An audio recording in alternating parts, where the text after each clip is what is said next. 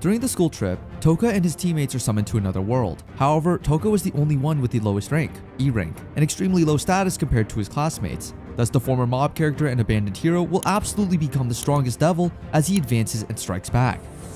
Mimori Toka is staring at what is probably inevitable doom for him. He runs away from danger, but the monster is in pursuit. Lots of thoughts race through his mind, but none more than the obvious question. How exactly did he end up here? He remembers vividly. Who would forget the day that his class was summoned by the goddess Visis? She had previously summoned the class to a whole new world. She calls them chosen beings and says they are chosen for the task because they are heroes. But then, before she lets them do the task, she carries out a little task of her own. Based on the results of the aptitude test she made the class take, one person must be eliminated. Mimori Toka is the one who is called out. He's to be disposed of immediately. Toka barely has time to react before the goddess explains further. She tells them that they were summoned to the other world to defeat the Demon Lord. They needed to take the test so they could determine who is strong enough.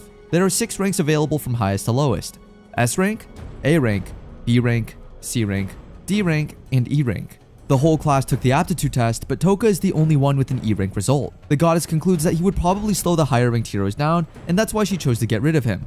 Desperately, Toka pleads with the goddess for mercy. While he understands that he's never been the major character in a play, he still argues that disposing of him would be a terrible decision. He also points out that disposing of him would mean she would dispose of anyone the moment they aren't needed anymore.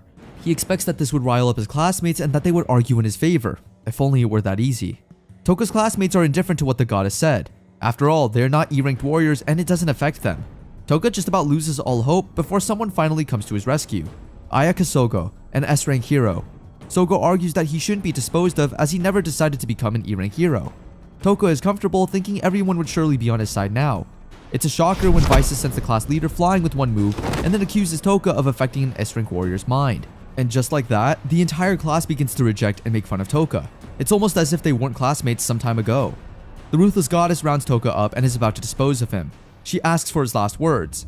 Toka, after a moment of anguish, defiantly raises his middle finger at the goddess, and so she disposes of him. Sometime later, Toka wakes up in what seems like a cave. He's still alive but is confused about what to do. Then he recalls the goddess talking about skills. She mentioned that everyone was given skills the moment they came in. He opens the status window to check his skills. Unfortunately, he doesn't realize the danger just behind him. When he sees the monster, he immediately runs as fast as his legs can allow. The initial plan is to locate others that were disposed of and form a group with them. He gives up on his plans when he notices the skeletons lying around. So he was put here to die? He checks the status window to see if any skill can save him from death. His current skills are sleep, paralysis, and poison. These are all level 1 skills, no wonder he was thrown away. As the monster approaches, he looks away and attempts a last gasp attack, using paralysis. It works as the monster is rooted to the spot. His skills don't seem so bad now. He even uses poison, which also works on the monster. After 1 hour under the poison, the monster dies. Taking the skeleton's coat, Toka decides to get stronger and explore this new world. After all, he has a point to prove and a certain goddess to take revenge on. Time passes and the revenge-seeking Toka finally starts to get the hang of the labyrinth. With his paralysis skill, he doesn't even have to come up close to the enemy. The only problem is that when they attack in numbers. Whether in singles or multiples though, Toka manages to defeat every monster that crosses his path. As for his abilities, he has successfully analyzed each of them and found a few things. Paralysis and sleep only last 1 hour, poison lasts till death, and the range of using these abilities is as long as 20 meters. He remembers the stats and realizes that he's leveled up. After his last battle with the monster, he feels a lot stronger but must check for himself. Then, Toka starts to think. He thinks about the ruthless goddess that condemned him to his fate. The more he remembers her, the angrier he gets. Even further down his train of thought, he remembers his parents and how badly they treated him. The neighbors couldn't even help him because his parents always seemed to be lurking around. Come to think of it, this isn't his first experience with hell. His entire life has been hell. Toka shrugs it off and is drawn back to reality. He realizes that his paralysis effect is running out of time. Then he has an idea. What if one combines sleep, paralysis, and poison effects? He decides to test it out and it works. This means he can now just stand still and finish off his enemies. As long as they are within his range, with his recent discovery, all the monsters start to look like bonus experience points. His parents, Vices. Toka can't stop thinking about people who don't deserve to live. Since they tried so hard to kill him, he resolves to train harder until he's faster and stronger. He checks the status window after it notifies him that he has leveled up. Looks like his skills are up to level 2 now. Toka ventures deeper into the labyrinth, also called the Ruins of Disposal. He stumbles across a big book which he glances through. Something captures his interest there. It's a page that says, "Beware of the Soul Eater." Could that be some sort of monster? Even without that page, the book seems so beneficial that Toka decides to take it. He asks for permission from the old sage, who would have replied if skeletons could talk or were alive at least. While looking for the exit of the labyrinth, he finds a safe room. It doesn't feel comfortable, but he has no choice. He needs a way out as soon as possible, and he's also running low on food. This place looks like a man-made design structure, unlike the rest of the ruins. Toko wonders just how much time must have passed on the outside. He wouldn't have survived without his skills, no doubt about that. His skills keep growing day by day, and the more they grow, the more the things they can do increase. For example, his sleep paralysis and poison skills can now be used to target multiple opponents at once. As long as he can visualize opponents, he can use his skills on them. The only problem is when they attack through his blind spot. Then again, his instincts seem to be heightened after facing opponents that attack blind spots. Speaking of heightened senses, it was all he could do to dodge an incoming sting from a giant monster scorpion-like tail. It's not just a giant, it's also an undead with rotting flesh. Would his skills even work against this monster? Only one way to find out. It's almost as if he's enjoying this. Meanwhile, outside the ruins, there's one person in particular who misses Toka. Kashima Kobato remembers their good times. She remembers they once took a stray cat to see the vet. Here she confessed to being a weak coward, and Toka cheers her up, saying that being a weak, kind person is much better than being a scary maniac. Kobato is rudely interrupted by Ikasaba Asagi and what looks like her gang. Asagi tells them that S and A ranked heroes can do whatever they want. She suggests that the rest of the class form groups to increase their chances of survival. Of course, she doesn't fancy D-ranked Kashima that much. She just needs her beautiful body to attract boys that would protect them. Quite the plan, I must say. Asagi reveals that she's not trusting the goddess to send them back home. After all, the goddess selfishly abducted the kids without prior notice. She leaves Kashima alone to ponder about Toka, and whether she needs to stop being such a kind coward. Meanwhile, Toka is reading the sage's book back at the ruins. He learns that his name was Angelin Berthrad. He was called the Great Sage by some and Dark Hero by others. He was sent to the ruins because he had become an eyesore to the ruthless Vices. That means that the labyrinth isn't a place to dispose of E-ranks, but also to dispose of those who inconvenience her. This lady is pure evil according to Toka. He sets back out, remembering he always wanted to be a kind person. Yet here he is, killing so many monsters and not caring. He sees a door and concludes that an exit should be close by. He manages to find an exit, but just in front of it is a gigantic head that looks asleep. Toka has played enough games to know that this is usually a trap. He reads the statue's skill, something he learned he could do recently, and found out that it's a very powerful one. So he decides to attack from distance with paralysis. Before he can call out the move, the statue sends a beam that he barely dodges. Wait a minute, this guy is no ordinary statue. He's the Soul Eater. Toka hides in the corner to analyze the situation. Every time he's tried to use his skill, the Soul Eater used his beam first. It's almost as if his moves are being predicted. For sure, the Soul Eater must be the boss of the labyrinth. Since he can't use skills without talking, he contemplates going back and getting stronger first. But that would be difficult because he already wiped out most of the monsters there. Toka briefly contemplates giving up, but immediately he thinks of the ruthless goddess and he changes his mind. The Soul Eater is releasing something that looks like slime from his mouth. Wait a minute, the slime is taking shape. It transforms into all of the victims of the goddess and the Soul Eater. Now that's just emotionally sick. The Soul Eater seems to be enjoying Toka's look of horror as the man looks beaten already. Toka paralyzes them, but he refuses to do any more than that because they're his fellow victims. The slime humans slowly break out of the paralysis and approach the horrified Toka. Toka calls out for help, and as a means of taunting him, the Soul Eater glides toward him, unguarded. Big mistake. Immediately he sees an opening, and Toka paralyzes the Soul Eater and all the slime humans. All his act was a charade, and the cocky Soul Eater fell for it. Toka is far from being broken, and he proves it by releasing poison to the horror of the Soul Eater. It struggles to set itself free from paralysis, but is only exposing itself to extra damage. Toka stays to see the end of it. Once paralysis is about to end, he uses the sleeping skill, just to make sure the Soul Eater stays put. Finally, the system notifies him that he's leveled up. This must mean the Soul Eater is dead. Toka looks on in pity at the entrapped souls he must have hit. Something amazing then happens. The Soul Eater opens its mouth and releases all the entrapped souls. The souls thank Toka for defeating the Soul Eater and other monsters that killed them. He even sees the soul who owned the coat he's currently wearing. He offers Toka some gems which he hid before his death. Toka looks further and sees a man whom he recognizes as Anglin, the Great Sage. He doesn't hear what Anglin tries to say for some reason. Then the souls come together and fade away. They leave with one plea. Please, defeat the goddess. He's not under obligation to grant that plea, but he was going to try anyway. Finally, Toka steps out of the labyrinth and into the sunlight. It's a nostalgic feeling. On that day, a piece of information was spread throughout the continent. In the far northern reaches, home to countless demons, the great demon emperor's armies had begun their march to the south. The cornerstone of the north, the kingdom of Magnar's pride, the great fortress Nightwall has fallen. Each country was forced to plan their countermeasures, and the kingdom of Alien, headed by the goddess Vices, was no exception. A battle is set to begin, and it's made up of rulers, conquerors, fugitives, avengers, and also pawns, just like the ones gathered by the goddess Vices. In the forest, there's a high-speed foot chase going on. A strange woman runs from a group of men. Even with her fast legs, they manage to catch up with her. No surprise there. They are direct descendants of the heroes of old after all. It's a group of 4 that any mercenary would know, the White Walkers. There's Salash Finebird, called the Fang, Asura, called the Demonic Heavenly Body, Jiobane Sengai, called the Overwhelming Force, and Magat's Bradinus, called the Sword God. The strange runner knows she can't avoid the group for long, so she decides to face them. She invokes the regalia of the spirits, Sylphixia, Feral Benga, and Willow Zega. Armed with the spirits, she is ready to face them. She deduces that their mission is to bring her in alive, especially since they haven't hit any critical points and are holding back. Her stamina is quickly depleting, so she needs to end the battle as soon as possible. She amplifies her 5 senses but immediately starts to feel a strong sense of death. The pressure is too overwhelming and she can't keep up with it. Is this the end of our strange runner? Meanwhile, Toka is in the forest. He reads the book that Anglin left behind, the Encyclopedia on the Forbidden Arts. He already learned a lot from the book.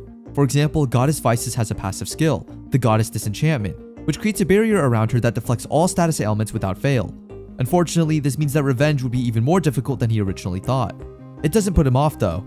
Another thing he learned is that the success rate of status ailment skills in this world are extremely low, which is probably why the goddess tried to dispose of him. But then why do his skills work every time? What if rank E stands for extra? Maybe he was given those extra gifts because he was chosen. At this point, it's the only theory that makes sense to him. Lastly, in the encyclopedia, there's a scroll titled Spellbook of Incantation, but he can't understand the language.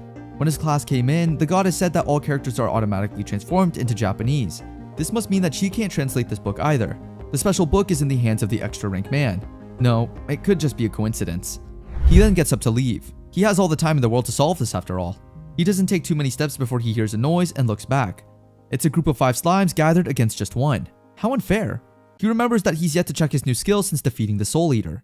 He checks and sees that part of it is the non-lethal poison release. There's also a partial paralysis release. This would be beneficial if he's fighting to torture and not kill. To test out his new skill set, he uses the fighting slimes as his guinea pig. He activates the non-lethal poison option and they are in serious pain but don't die. Good. He finally deactivates it and the slimes run off. Well, all but one. The slime he saved pulls his shirt to be seen. Pete, it says. He translated it to mean thank you. He sets back out, but the slime holds on to him. Looks like he's just found a companion. Since the little monster doesn't exhibit bloodlust, he allows it to stay. It smartly wraps itself around him like a belt, since monsters can't be brought to town. Monsters have a detection skill. Maybe this relationship could prove beneficial. He calls it Pigimaru because of the sound it makes. The new companion barely takes a couple of steps together when Piggy pulls him back, and just in time. He barely escapes a dagger thrown at him by a strange man. No, it's a group of people. 4 to be precise. Toka isn't whom the White Walkers seek, but they're ready to kill the strange boy in the woods. After all, he might be an accomplice to their target. They threaten Toka to give them the strange runner's location, but he doesn't know whom they refer to. He doesn't want to fight and pleads with them to spare him, saying he doesn't know the woman. The White Walkers don't care if he's telling the truth or not. They decide to play bully and even test out their new weapons. The sword god commands his dagger to come back to him. He's ready to finish off the stranger with the dagger. Still seeking to avoid a fight, Toka begs the swordsman to let him go. With a smirk, the swordsman refuses, not knowing he just spelt his inevitable doom. Toka paralyzes the White Walkers, which is more of a trial as he didn't know if the skill worked on humans. The group is shell-shocked. How does one kid paralyze 4 trained men at the same time? Toka has little time for words. Since they were going to kill him, he returns the favor with poison. With all of them lying dead, Toka realizes that he just killed humans for the first time. Yet he doesn't feel anything. Is it because they were scum or were trying to kill him? Whatever it is, he has no reservations about taking human life now. He picks up their coins. After all, money is needed by the living and not the dead. Then he feels something. It's a huge pressure coming from the direction of the bushes, and Pigimaru feels it too. The White Walkers mention something about a woman. Well, you can't be too careful. He sends Pigimaru to bait her from the other side. With Pigimaru there, the killing intent vanishes and the strange runner cannot detect anyone else there. That's when Toka immediately paralyzes her. He senses that she doesn't have killing intent and asks her if, unlike those guys, she's capable of civilized talk. The strange runner is surprised and relieved. She must have thought she was captured by a White Walker. Toka discloses that he's not from the area. He asks for information about the area and the closest village to it. With the help of the spirits, she can tell that he's not lying. He notices that she can't talk under paralysis, so he frees her mouth. During the conversation, he confirms that she's the one the White Walkers were after. On the other hand, she's shocked to learn that he encountered and killed the White Walkers. Who is this guy exactly? She insists that they're not enemies, and to prove it, she lets him unmask her. In return, he drops his guard and releases her from paralysis. From his dressing, she guesses he knows a thing or two about magic. She says he can ask anything. and the first thing he does is show her the spellbook. He asks if she can read the language there. She has a horrified look on her face that gives away the answer. She surely knows something about the language and its meaning. Who exactly is this strange woman, and what does she know? He shows her the scroll that the great mage had written himself, containing information unknown and out of the reach of the goddess Isis. He wants to know what this writing says, especially if it's something able to rub the goddess's face in the mud, given that the great mage wasn't really on good terms with her all his life. I mean, she did throw him into the ancient ruins area where Toka was disposed of. Unfortunately, after giving a glint of hope as she wore a face that implied she was familiar with the characters, she didn't have a clue how to read, decipher, or explain the scroll. There was something she did know, someone who could read the scroll. There's a woman banished from most of the land for her unknown and otherworldly magic, popularly known as the Forbidden Witch. She should be able to understand the characters in the scroll as she may practice or have dabbled into the same queer magic the great mage was disposed of for. The Forbidden Witch lives in the great historic ruins, but getting there will prove quite arduous. Toka's true problem is the fact that he is just a disposed of hero who knows little to nothing about the mappings and terrains of the world he's in. He asks his hostage, well, not for long, to enlighten him on the environment, its pricing system, and how to get to the great historic ruins, unfazed by whatever he would probably face. She briefs him on the maps, currency, and their corresponding worth. She can say all this due to Toka's newly developed skill, partial paralysis, which enables him to free parts of her body.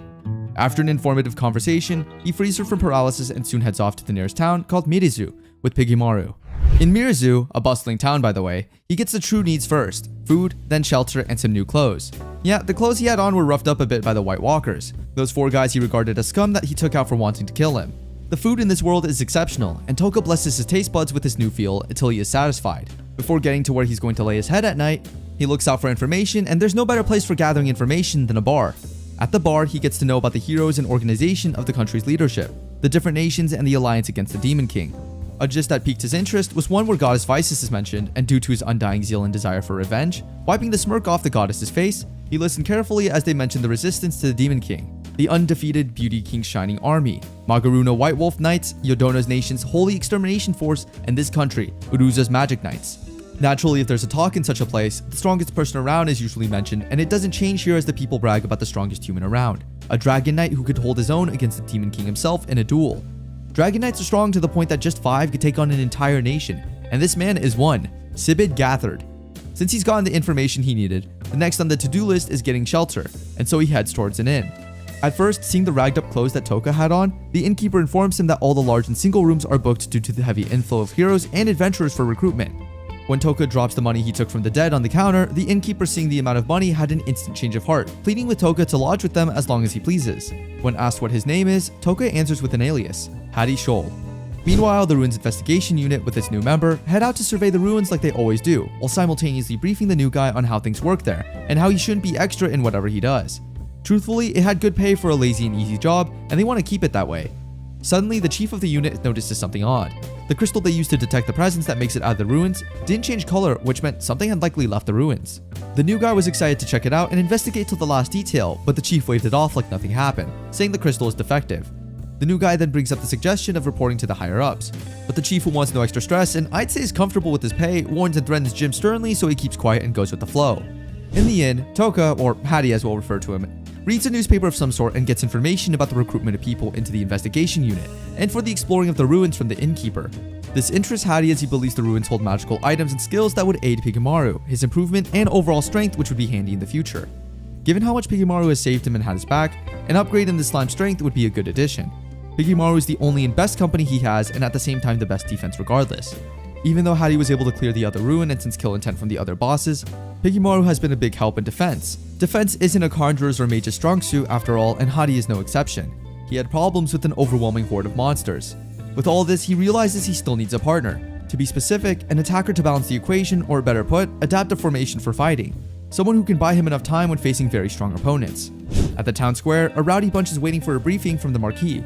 Just as fusses are bound to be made in large crowds, someone was ready to play this role. Monk Drogody, a self-proclaimed Flash, spots a woman he knows so well. Asarasu Ashrin, a Valkyrie, a warrior elf, who is general of a fallen nation and is now in hiding. It was the woman Hattie, or Toka, saw in the forest that was pursued by the White Walkers. Monk Drogody had asked her out to dinner once, and she refused him, so today he intends to force and most likely bully to accept by threatening to reveal her ears.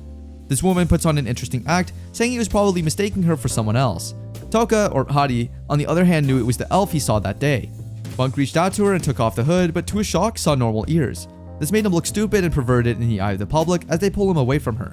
She then walked over to Hadi, who had sensed her magic nearby. They both acknowledge they notice each other and introductions are made, but with aliases, Mist and Hadi. Hadi tells her it's a fake name, but real names don't matter, which she agrees, glad that he's well-mannered. The Marquis, Great Harkley, finally announces the recruitment, its objectives, and rewards. He's willing to buy any treasure brought from the ruins at a seller's bargain price and at the value the adventurer is comfortable with. The main objective for this exploration is the retrieval of the Dragon Eye Sake Cup, and Great Harkley is ready to give 300 gold coins to whoever gets it. Mist explains that there are a lot of ways to make money from this exploration, aside from killing monsters and gaining the Dragon Eye Sake Cup. Rewards could be earned from maps, outlines of the areas, and information about monsters in the ruins. Most important of all, the Marquis has a hidden goal, one he wants to use effectively. By recruiting random members of the public and adventurers, they sacrifice their lives to get information, valuable information, and the map of the whole area. With this information at their disposal, it will be safer for the Marquis' men to go in and explore without any death. After all this explanation, as they were about to get moving, Mist got weak and almost fell on Hadi. This is due to a lack of sleep as she hasn't slept in a while and her fatigue is ever rising by the second. Hadi urges her to rest before they embark on their journey, but affirms she's good and will catch up soon. In the ruins, Hadi faces off against some monsters some others are finding it difficult to kill. Using the combo paralysis and poison, he clears his way through the levels very easily with Pigamaru on his shoulders. The first monster, a minotaur but quite different from the one he killed back at his disposal area. This one has way less kill intent and danger as it wasn't very intimidating. He tries using his knife to cut open monsters for materials he would need to strengthen Pigamaru, and turns out that unlike before, he very much can. The effortless killing continues and he gets to the 6th floor where a horde of monsters rush at him, but using the same combo, he effortlessly wipes them out. What he finds weird is that these monsters did not exude killing intent or bloodlust as he wasn't able to sense them and needed Pigamaru to detect them. Good thing Pigamaru has an amazing detection skill. Soon enough, Hadi runs into Monk Drogody and a few adventurers plotting against Mist. Fueled by his embarrassment and thirst for revenge, Monk pays the adventurers to capture her and bring her to him. So he makes her wish she never denied him his date or embarrassed him in public. Monk planned to kill her but changed his mind. He ordered they her, and then when he is satisfied with the look of despair in her eyes, they kill her by cutting bits of flesh and feeding the monsters. Hadi is disgusted by this plan and plot of wickedness and decides to treat them like the bad people they are. When his presence is known, Monk threatens to kill him alongside Mist and in a feat of rage and pride decides to attack Hadi. Before they can move an inch, he paralyzes them and leaves them there for the next wave of monsters. A grand scale of the death they designed, destroying them properly. On level 14, he encounters a group of adventurers who beckon him to advise him. They are the Saber Tiger group, and they notice that the monsters on the levels and floors of the area were not dying normal or natural deaths, but were dying in an absurd amount in way. When they appraise the cause of death, they find poison in the monsters, which wasn't a safe or normal sign. They advise him to tell other adventurers to leave before it's too late and ask if he wants to join them while leaving. He turns the offer down politely, saying he can't leave friends behind. In actual truth, this weird happening would be Hadi killing the monsters, and he didn't have time to cover up the cause of death or hide the bodies. He also didn't like the attention this might get him, but in this particular case, it's favorable for him as there's no struggle for the Dragon Eye Sake Cup. He keeps exploring till he gets to the level /floor 17, where he sees a dragon statue. Just like the Soul Eater, Pigamaru could sense its kill intent, and before it could attack, Hadi paralyzed and poisoned it, killing it in one attack. The cup is revealed, and as he is about to carry it, he is stopped and ambushed by Mist unintentionally. They both withdrew their weapons when they saw each other. He hands her the cup for his good reason of not standing out, and because that wasn't his main goal, it was a secret passage which he searched for and opened up. Mist feels indebted to him as it was not an item you just get for free. She offers her body and soul to him, but Hadi refuses, as he never wanted a master-slave relationship. She suggests that she follows him through the passage and protects him, and Hadi agrees under some conditions. The first, she would brief him on the conditions of nearby countries. The next is that she doesn't tell the Marquis, keeping this a secret, and the last is she asks no questions about his personal life. They head in together to the unknown, and Mist is curious how he spots her detect's presence. Since they'll be working together, he decides to introduce Pigamaru to her. When she sees the slime, she's surprised and gleefully plays with Pigamaru. Pigamaru is also friendly to her, making her the first human, aside from Hadi, it doesn't attack. I guess ladies always love pets, even pet slime. Soon enough, they find a golden eye monster. This is a sign that the habitat is close by. Mist takes it out in one strike with ease, and Hadi gets to experience what it feels like to have a partner, his dream formation coming true. They continue exploring the underground levels for the unknown treasures that lay hidden. They get to a shut door with a magic orb right in front of it. Luckily, while exploring the ruins he was disposed in, he came across the orb and is familiar with how it works. You pour in magic and a quantity enough to open the door. While he does that, he asks Mist to explain the difference between golden eye monsters and non-golden eye ones. She informs him of a theory made by the great mage, Anglin himself. This supposedly is the reason for his disposal by the goddess. Anglin believes that the monsters who were closer to the source of evil and its power were monsters that had golden eyes. Due to this evil source, their abilities are heightened and their animal instincts turn normal monsters into ferocious beasts. The monsters without golden eyes are the kind that is friendly to humans and are safe to be around. The goddess Vices is also suspected of using GoldenEye monsters, and all this resonated as Toko remembers seeing golden light emanate from the heroes who were S-class, especially Kirihara Takuto, before his disposal. Something is unsettling that might be going on here. He wonders where his classmates are now and how they are surviving and doing. Meanwhile, some heroes from his class were engaged in battle against the skeleton boss and its minions in the Alien Kingdom. They faced the skeletons ferociously while singing self-praises of how strong they are and gaining experience points. Kirihara took on the skeletons and did most of the fighting for his team, while Oyamada Shoga, an A-class hero, backed him up, killing skeletons and racking up points as well.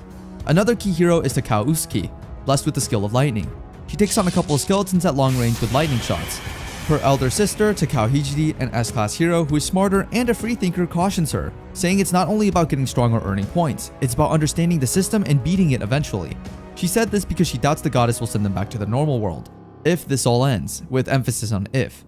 They analyze the 4 groups that heroes from their class have fallen into. Kirihara's group, which comprises Kirihara as the leader, Oyadama as a support, and a bunch of other B-class or above heroes who sing praises for both of them. The Ikusaba group, comprising of Ikusaba, a B-class hero as the leader, and a bunch of girls who work well under her. The Yasu group, containing Yasu and heroes rejected by the Kirihara and Ikusaba groups. Then there's the Sogo group, led by Sogo Ayaka, an S-class hero, the girl who stood up to the goddess for Toko's sake. Meanwhile, Sogo is trying desperately to level up as she has the dying urge to get stronger and protect the weak as she had promised the goddess. Earlier, she had a conversation with the goddess who was eager to dispose of heroes below the S-class, and anyone weak or unable to fight in the coming war with the Demon Lord. Sogo promises to fight in their stead and protect them so far as the goddess doesn't harm them. In the bid to save the disposable heroes, she steals her zeal to get stronger and prevent another Toka from being disposed of, as she was not strong enough to save him then. Sogo manages to level up a couple of times, but still doesn't gain a unique skill even though she's killing as many monsters as the others were. She manages to kill skeleton monsters around her, but doesn't expect the turn of events that comes next. In an instant, Sakura, a member of her team, had her hand cut off by the skeleton boss. Kashima, another member, thought quickly and rushed over to stop the bleeding, while Sogo contemplates her strength and if she could indeed defeat the skeleton boss in front of her. She asks the two to move to somewhere safe so that she'd take care of the monster in front of them, sending shivers down their spine. Turning to face her grand opponent, she steals her resolve to save others and decides to face it. Sogo recalls her grandmother's teaching, saying she wasn't lucky for being born into this generation, or at this time, but is lucky because she was born with talent.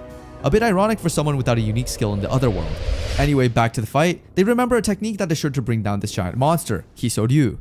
This technique involves passing energy through your body and the weapon the user is wielding. This way, it magnifies the impact of any strike landed or parried. Using this technique, she summons Helix Spear Collapsing Star. Instead of blocking the attack, she parried it, weakening the skeleton in one strike. Sakura drags her out of the way, saving her from a draconic blast that Kirihara had sent without warning, which finishes off the monster, but would have done a lot of damage to Sogo if she wasn't saved. At the goddess's office in the Alien Kingdom, a meeting is arranged between her and the goddess. Vices informs her that she has restored Sakura's hand with the skill Heal. The goddess also commends her for her active participation and role in the fight, though she asks Sogo why she didn't or doesn't work with Kirihara as she expected S-class heroes to stick together. Sogo explains that she wouldn't work well with Kirihara. Vices informs her of the representative meeting and her responsibility, which Sogo agrees and assures she'll do. The goddess gives a fake smile and approval as Sogo leaves, but it turns sour a second after, showing true intentions. Meanwhile, back at the Great Historic Ruins, Hattie tries to talk Mist into sleeping as her fatigue levels have risen so high. After much admonishing, she finally decides to lie down but doesn't sleep, forcing Hattie to use the skill, Sleep.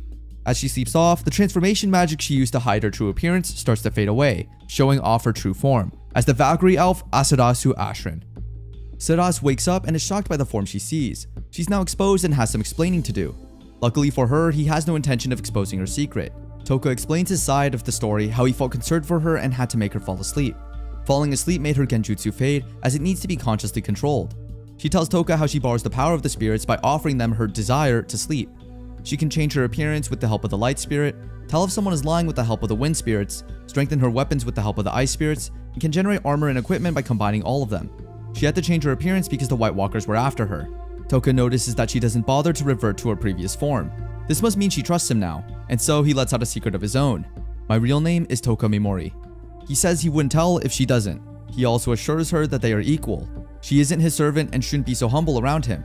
Now that she's well rested, they hope she can fight at full strength. Toka and Saras didn't need to wait so long for a test. They soon encountered the Skeleton King, the boss of the ruins. Saras uses the spirit's power to increase her danger detection, and then she bravely goes in to face the monster. With the Skeleton King occupied with Sarasu, Toka can get close to it and utilizes paralysis and poison skills. Once that happens, the monster is no match for them. Oh, that's another thing Sarasu didn't know about him. He asks her not to tell anyone about his unique skills. With the Skeleton King dealt with, Toka can get what he came for. a powder of silver bones to help Piggymaru level up. Piggy also draws his attention to a strange egg which Toka takes with him. With that, the dungeon is conquered. A little while later, Toka is at his lodge when Sarasu comes to meet him. She has successfully submitted the Dragon's Eye sake cup since Toka insisted that he didn't want it. She was asked to come for the reward the next day. She was also offered accommodation at the mansion but declined for obvious reasons. Speaking of accommodation, Toka has a surprise for her. He got an extra room for Sarasu so she can sleep well. She wants to reject it but is tempted by the idea of a good shower after a long day.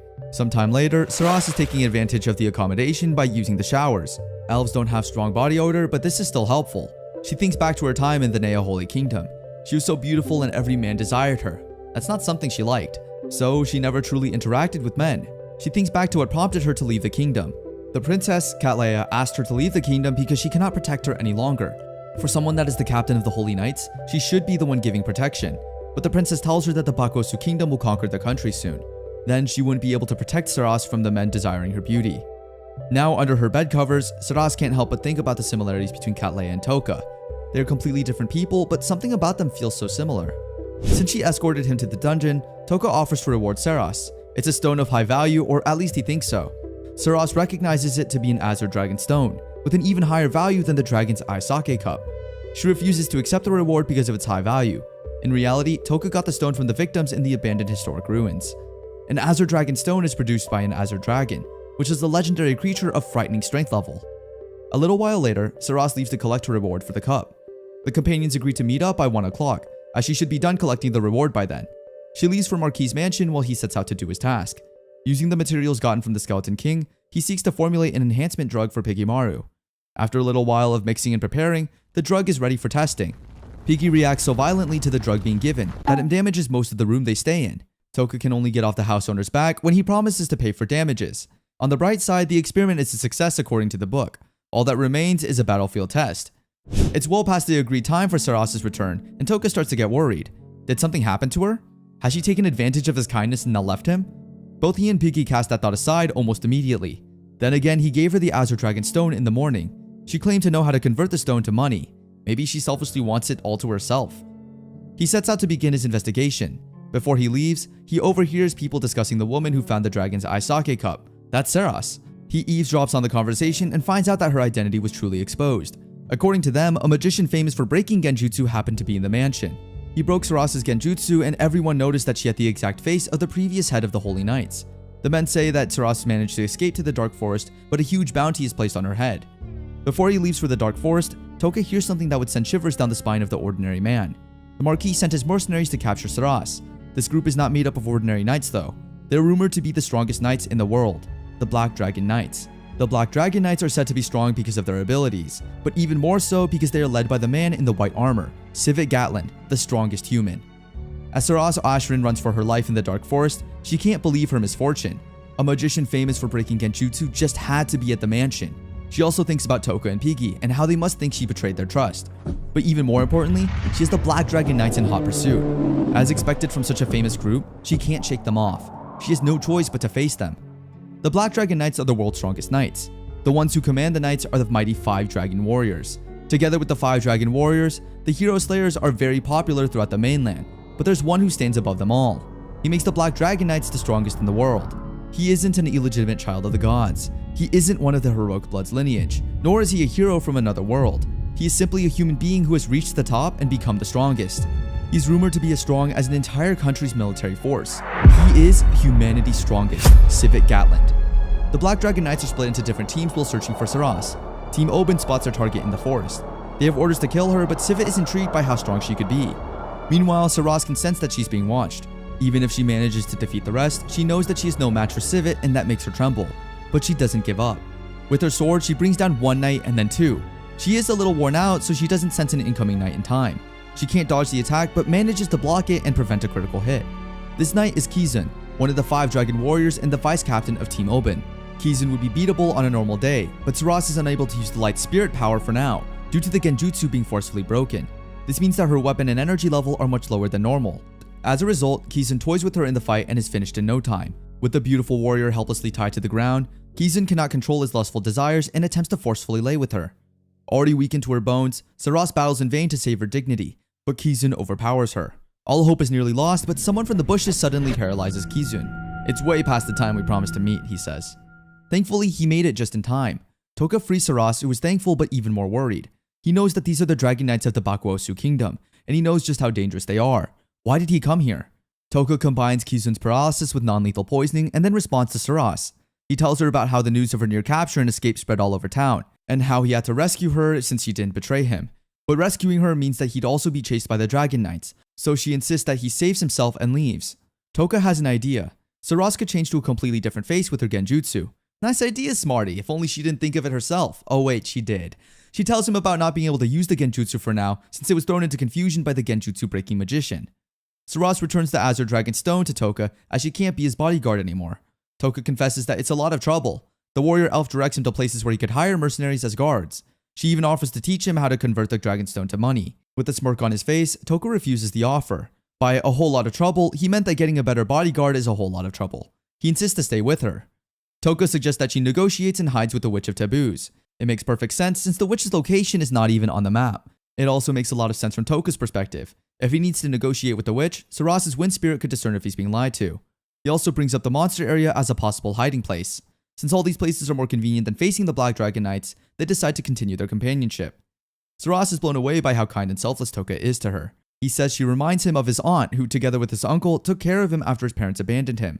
Abandoning her right now would feel very much like abandoning his aunt when she needs him.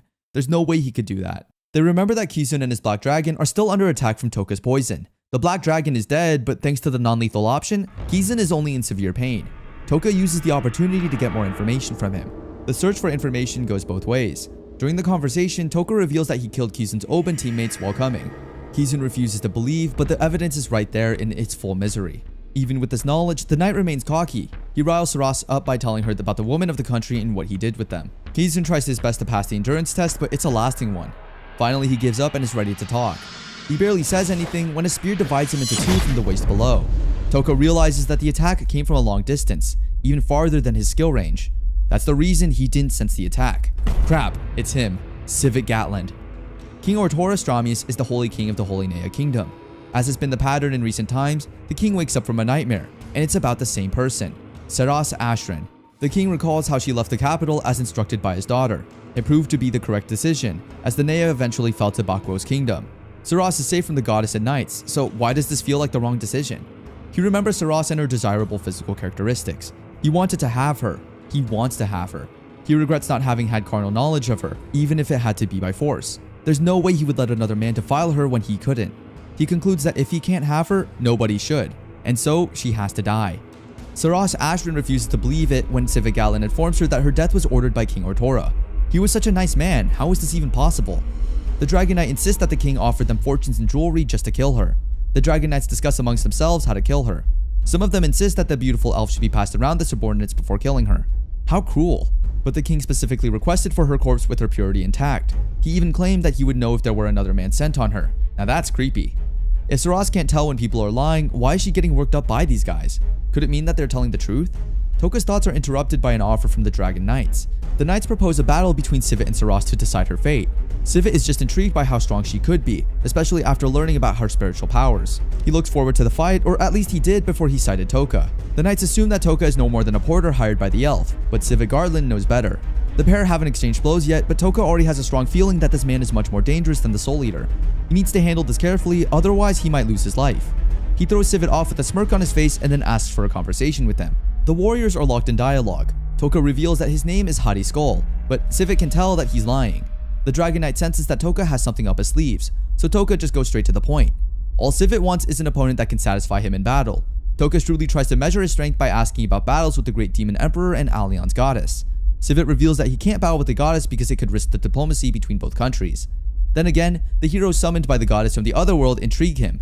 Because of their divine blessings, one of them might be able to get to his level and become his arch-rival. There it is, the opening Toka is looking for. He steps up and proposes that he'd be Civet's ultimate opponent. Wait, what? He baits Civet by revealing his true name, and that he's one of the heroes from the other world. About 10 odd years between the Holy Nea Kingdom and Bakuo's kingdom, there was a problem in which golden-eyed monsters were pouring out from the historic ruins of the two kingdoms' borders. The kingdoms decided to deal with this problem together and sent their armies. Human-faced monsters were also identified, and the battle was expected to cause huge casualties. When the armies got to the ruins, they saw a boy battling in the middle of a mountain made of monsters' corpses. This boy looked more entertained than stressed. With every move, he sent heads of monsters flying.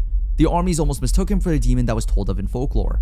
The monsters started to stay away from the boy, and the armies took advantage of the monster's confusion and wiped out the rest of the army. The boy looked around and screamed angrily. He complained that the monsters didn't confront him as they should have. The boy wanted an enemy.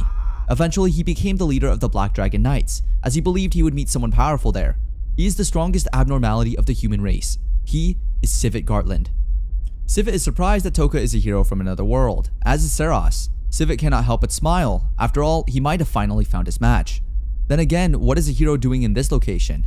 Toka recalls that Sivit can see through his lies, so he must be really smart about his response. Toka responds that he has a special situation and acts differently because of the goddess. He's not lying, Sivit can tell. Sivit questions him further, asking whether he received special orders from the goddess to act separately from other heroes. He replies that he's of a special rank, which is why he's allowed to act separately. Again, he's not lying. The Black Dragon Knight can barely hide his excitement about possibly finding a hero specially recognized by the goddess. That's when Toka shows his cards. He asks for some time to get stronger before facing Sivit. At the moment, he's no match for Sivit, but if he's given some time, he promises to get stronger and kill Sivit. This man is really interesting. Sivit asks how he plans to get stronger, and he says that he's heading to the Golden Ice monster area to level up. Sivit asks a few more questions, to which Toka smartly responds. Sivit is intrigued by the possibility. But what if Toka intends to run away? How would he find this interesting warrior? Well, he concludes that the goddess wouldn't let Toka go missing, especially as she recognized him as a special warrior. No need to fret. As for Toka, he has scores to settle with the goddess, so he'll surely be there. Sivit agrees to free the companions on these terms. His fellow knights are not happy with the decision, but can't do anything about it. He calls out to Saras and instructs her to protect Toka with her life until he's battle ready.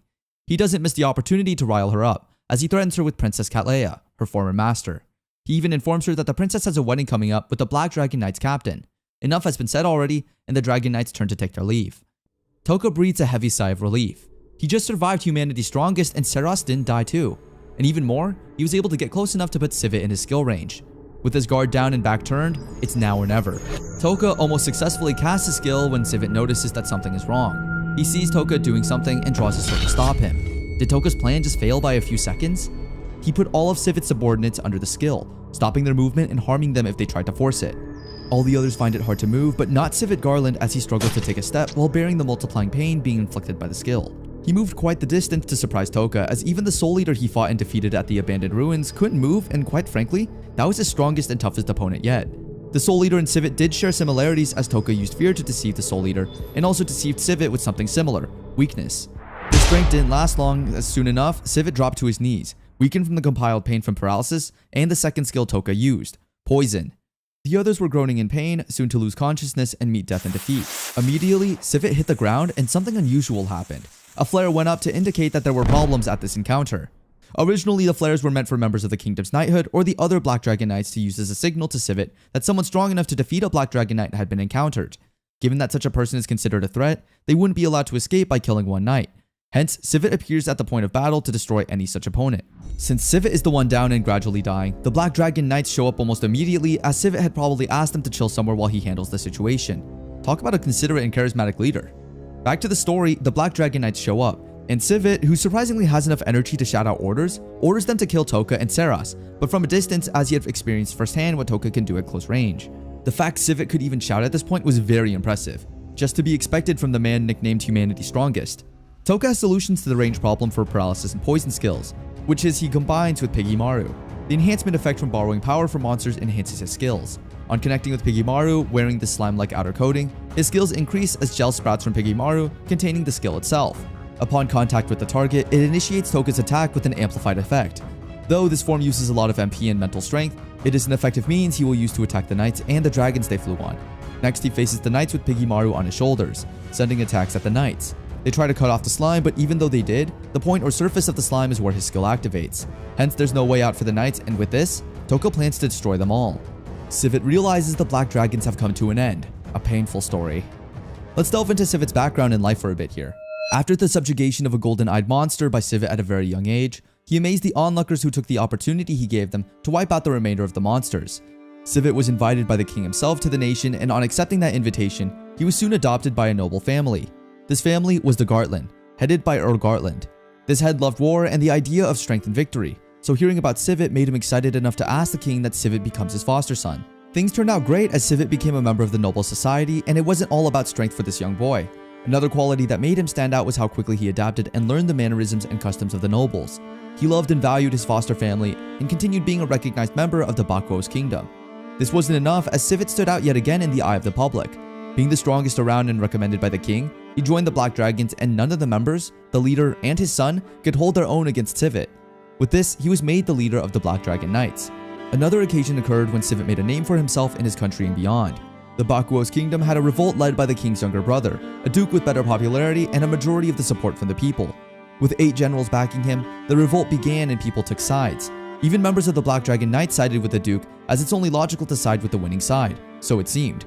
Sivit, alongside the Gartland family and former leader of the Black Dragon Knights, sided with the king. During this war, Sivit single-handedly killed all the generals and ended the whole war all by himself by killing the king's younger brother. Yet again, in search of something or someone that could match his strength or likely overpower him, he journeyed into the ruins and the kingdom in search of a monstrosity that could prove a hard time. 2 months passed and no sign of Sivit. The masses had given up their celebrated hero, and the king regretted allowing him to go into the ruins. 2 weeks later, Sivit, humanity's strongest, resurfaced with treasures as souvenirs to the king, but with a gloomy face. He had realized he was too strong and life and battle had gotten boring. As fate would have it, to aid his nefarious plans for the Black Dragon Knights, he unlocks a couple of new abnormal status skills that enable him to handle the knights in the cruelest way. The sleep skill increases to level 3 and new ones like Berserk, Dark, and Freeze. All skills that he would test out, excluding the last so it doesn't affect the combo skill of Paralysis and Poison. He was running low on MP pretty fast thanks to the connection with Pigemaru, and it would prove difficult if Sivit were to break out of the skill. Toka couldn't deny the fact that he wouldn't be able to face Sivit one-on-one if that were the case. He instructs Ceres to watch over Sivit and the other paralyzed underlings, so he could focus on the battle with the Black Dragon Knights. Well, right now, I wouldn't call it a battle, because he blocks their eyesight for a short time frame with the skill Dark. Next, he uses the Paralysis and Poison combo as usual, then the Berserk skill.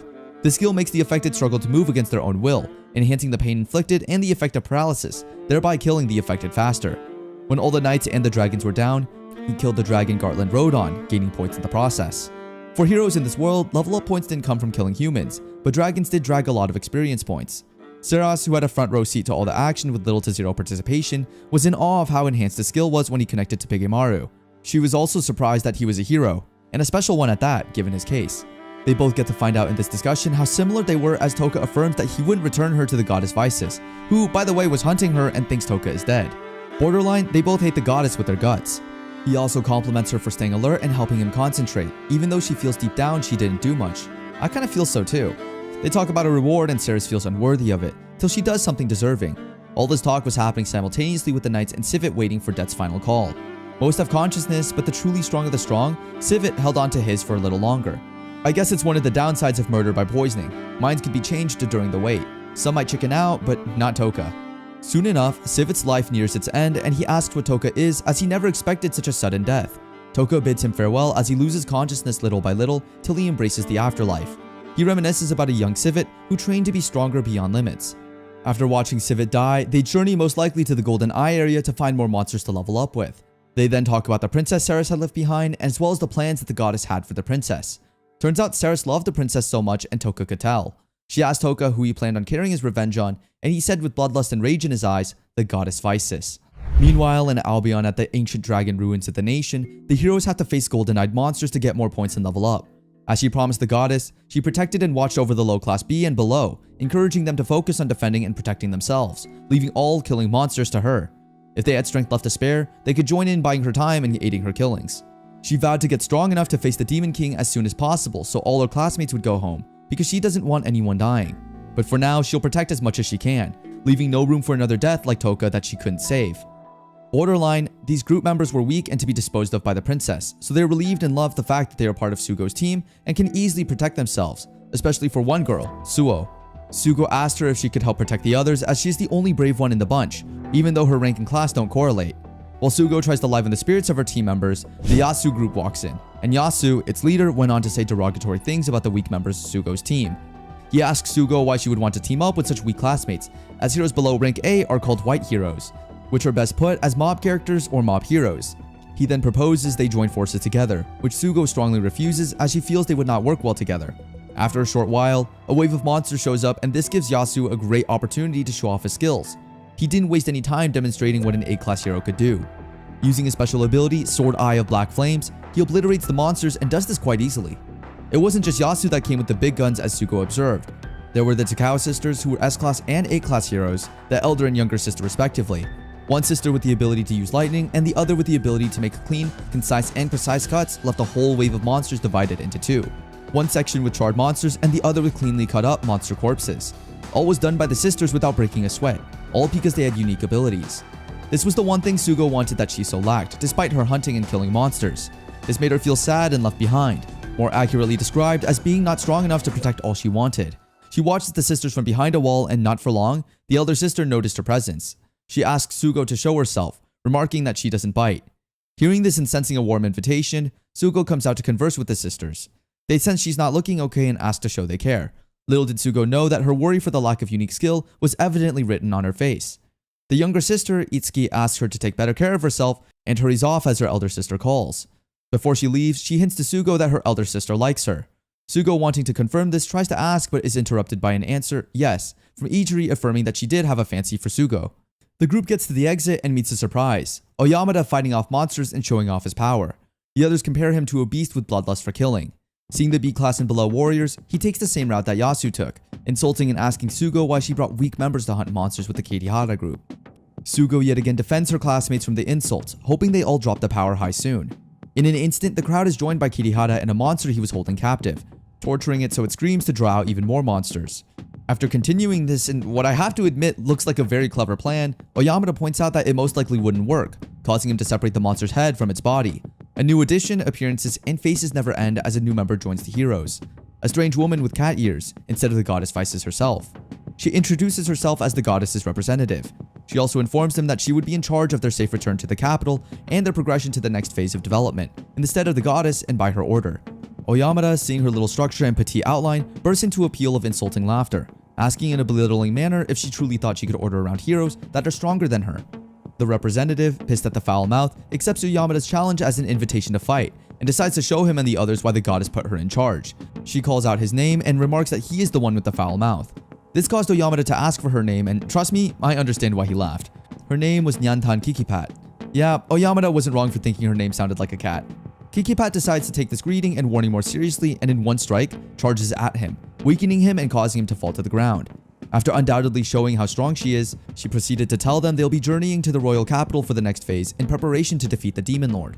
A few days ago, the goddess summoned Nyantan to supervise the heroes in her stead, as she would be busy due to the new movements the Demon Lord was making. She also chose Nyantan because of the loyalty she had to the goddess. To prove and reiterate the loyalty she had, the goddess asks her to lick her feet, which Nyantan did without hesitation. While in the ceremony of loyalty and reverence, a messenger came in with urgent news, apologizing for disrupting the goddess's meeting. On the go-ahead of the goddess, he informs her of the news and she began to think about Civet and how he would have contributed to the development of the hero she intends to train. Soon her beautiful idea pops up and she dishes out orders to the messenger. He is to gather the 4 revered saints of the Alien Kingdom, the dragon killer from Uruza, the saber tiger group Toka ran into a while back, and Civet and the 5 dragon warriors. Nyantan informs the heroes that their dreaded and trying moments are near approaching, as they are likely to face the Demon Lord sooner than expected. Meanwhile, Toka still journeys to the Golden-Eyed Monster area with his trusted company, Seras and Pigimaru. He enlightens her more on the dismissal as a hero, where the goddess disposed of him.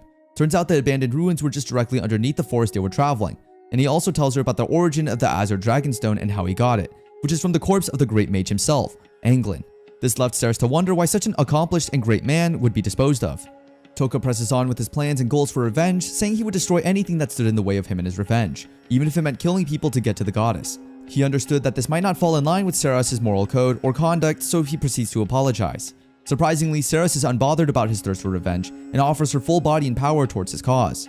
Owing it to the fact that she has no loyalty or relevance to the Holy King and that he saved her from the White Walkers and the Dragon Warriors, she felt indebted to Toka and gave him her undivided loyalty. She held him in high esteem as a savior, high enough to want to call him a title so she doesn't mistakenly address him by his name. They arrive at a village in the middle of a festival, and soon enough, Toka is invited by one of the townsmen to join in on the fun. Before he does that, he checks out the new options his skill, Sleep, has, resulting from the increase to level 3. He also managed to test out Freeze on his journey there. Back to the village and his festival, Toka picks a mask he's interested in. The townsman provides him with the story behind the mask. It's inspired by the tales of the King of Flies. The King of Flies was a demon of ancient times who had an absurdly strong army and was the harbinger of chaos. The king and his subordinates are popular from the way they died, despite being demons and evil. Toka takes a liking to this mask and the mask of the king's subordinates, as he wasn't supporting the goddess and kind of is aligned to the demonic side. After all, he does want the goddess to grovel and be devastated and full of despair. When in the changing room as directed by the masked seller, he thinks of what he would answer if anyone were to ask what he did. After a good thought process, he settled with the King of Flies mercenary corps, posing as a mercenary. Meanwhile, in the Magnar Kingdom, there's a round table meeting behind closed doors, where the world leaders, the White Wolf King of Magnar, the Queen of Janata, the Magister King of Aruza, and Alien's Armor King, including the goddess, sit to discuss plans for the brewing war against the Demon Lord. They also wonder who would have annihilated the Black Dragon Knights and even humanity's strongest. The goddess isn't sure of the Magnar army, which is at the forefront of the battle. She asked the Mad Emperor, Falcon Dotane, a distinguished Alien Knight, if she could count on him when the time comes. The leaders of the countries are locked in a very important meeting at Magnar. The goddess is there too. They discuss the death of the 5 Dragon Knights and how it has shifted the balance of the kingdom's security. But most of all, they strategize on what to do when the great demon appears. The root of all evil, as he's called, gives them no choice but to rely on Alion's heroes from the other world. This isn't because the heroes are much more powerful than anyone in this world, but because the people of this world can be affected by the demon's miasma. The miasma stops people from using their full power, and this also affects people from the hero's lineage and deities. This must be why the heroes were summoned from the other world. They weren't just wanted, they were badly needed. As it turns out, Alien is the only kingdom with the means to summon those heroes. The other leaders ask the goddess to explain the situation to the heroes and train them.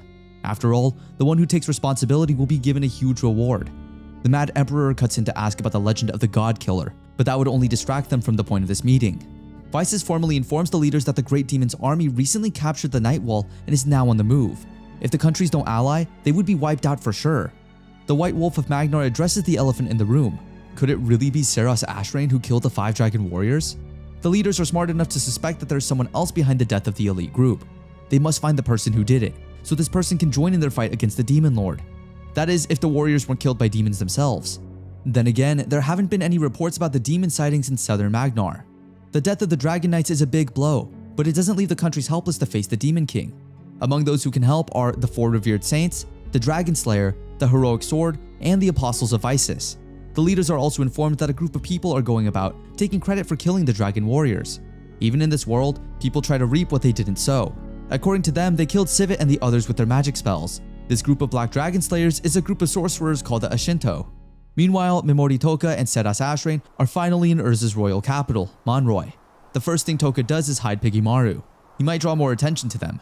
During their traveling period, Toka and Seras made a stop at 3 villages. Those villagers talked a lot about the death of the Dragon Knights and Seras' disappearance. Urza might be a little happy about the death of the Knights because the strong Knights of the neighboring country are gone. No matter what, they were still a potential threat. Toka asks whether the goddess's mediation is the only reason for Urza still standing strong. According to Seras, it's only one of the reasons. She tells him about the man from Urza named the Dragon Slayer. According to her, Urza hires the man even in times of peace, just so they can show off as they should. The Dragon Slayer is really strong, but there's no chance that he can drive out the Dragon Warriors alone. He's also rumored to be a lazy man that avoids conflict with the Dragon Warriors. Now that they're in town, Toka suggests that they get an inn for the meantime. Of course, they must get separate rooms, but Seras cuts in and suggests one room to save money. There's that tension again. After discussing it for a while, the companions decide to share a room. Toka registers at the inn as a mercenary who is yet to register with the Mercenary Guild. The man asks whether he's in town for the Blood Colosseum, and Toka plays along. After all, he'd heard stories about the Colosseum from Seras. Blood Colosseum is an arena where mercenaries and slaves kill each other. It's a bit similar to the Colosseum back in ancient Rome. It's managed by 2 organizations, the Mercenary Guild and Urza's Duke. It started as a means to evaluate warriors who wanted to join the Mercenary Guild, but currently it's more of an entertainment sport. That being said, the traditions remain the same. There are rewards for winning battles. Lots of mercenaries enter it to earn money. Famous warriors would also earn their owners through money, so they aren't sold off to the Mercenary Guild and remain warriors in the Blood Colosseum. Seras Ashrain is really like an encyclopedia with her knowledge of this world. It's a good thing she's with Toka. She also tells him a thing or two about the Mercenary Guild, a reliable organization for mercenaries who travel to many countries. According to her, the Mercenary Guild together with the Magician Guild is very influential in every country. The Mercenary Guild also has something to do with the Mills Ruins exploration. Speaking of Mills Ruins, Toka wants to investigate the black egg he found in the ruins. But according to Seras, non-royal capital citizens need a permit to access the library. He decides to wait till they get to the Witch of Taboo's place. Later on, the companions head to the bar for something to eat, but they also intend to hear a little gossip. Again, the people talk about the Black Dragon Knight's annihilation. Oh, this one again? Seras and Toka are settled until the gossips say that Seras Ashrain killed the knights. That's one way to get our elf-ears to stand even more. The other man argues that Seras died in the fight and that the ones who killed the knights are the Ashinto group. These guys again? They obviously just want to promote their magic spells. But then again, they should take credit. It'd get the suspicion off Seros's back for a while. Speak of the devil, eh? The Ashinto group comes into the bar and starts to flex their newfound fame. They're the new talk of the town, and it looks like they enjoy it. Meanwhile, the people in conversation bring up the topic of one who hasn't been mentioned. According to them, there's one more person who might have defeated the 5 Black Dragon Knights. It's the Blood Colosseum's leopard, the strongest blood champion in Monroy.